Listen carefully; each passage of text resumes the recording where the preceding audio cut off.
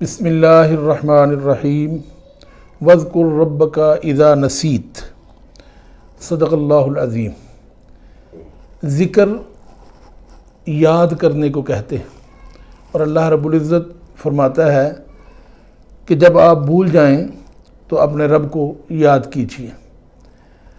हज़रत अबू उस्मान रहमतुल्लाह ताला अलैह से किसी ने शिकायत की कि हम ज़ुबान से तो अल्लाह रब्बुल इज़्ज़त का ज़िक्र करते हैं लेकिन दिल में उसकी हलावत और मिठास महसूस नहीं करते। तो आपने फरमाया तुम अल्लाह रब्बुल इज़्ज़त का शुक्र अदा करो कि कम अज़ कम उसने एक उज़्व तो तुम्हें ऐसा अता फरमाया है जो उसकी याद में मशगूल रहता है। तो जितना भी अल्लाह रब्बुल इज़्ज़त का ज़िक्र आप कर सकें ज़ुबान से, दिल से, ज़हन से, वो ज़रूर करते रहें।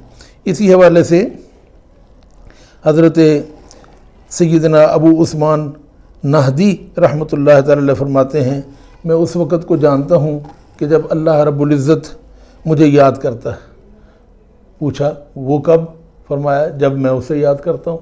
अल्लाह ताला का फरमान है फ़ज़्कुरूनी अज़्कुरकुम, तुम मुझे याद करो मैं तुम्हें याद करूँगा। इसी तरह हज़रत सैयदना ज़ुन्नून मिस्री रहमतुल्लाह ताला अलैह फरमाते हैं, जो हकीकत में अल्लाह ताला का ज़िक्र करता है वो उसके मा सिवा को भूल जाता है और हर चीज़ से उसकी हिफाजत फरमाता है और उसको हर चीज़ का अजर भी अता फरमाता है।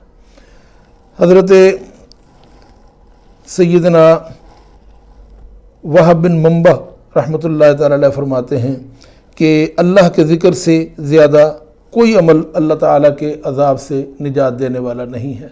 इसलिए अगर हम ये चाहते हैं कि अल्लाह रब्बुल इज़्ज़त के अज़ाब से महफूज रहें, जहन्नुम से महफूज रहें, तो उसका आसान तरीका ये है कि हम ज़िंदगी का हर लम्हा अपने रब के ज़िक्र में गुजारें। और ज़िक्र सिर्फ़ ज़ुबान का नहीं है बल्कि हर अमल का है, यानी हर वो काम करें जिसका अल्लाह रब्बुल इज़्ज़त ने हुक्म दिया है, हर उस काम से बचें जिससे अल्लाह रब्बुल इज़्ज़त ने मना फरमाया है। ये भी अल्लाह ताला का ज़िक्र है।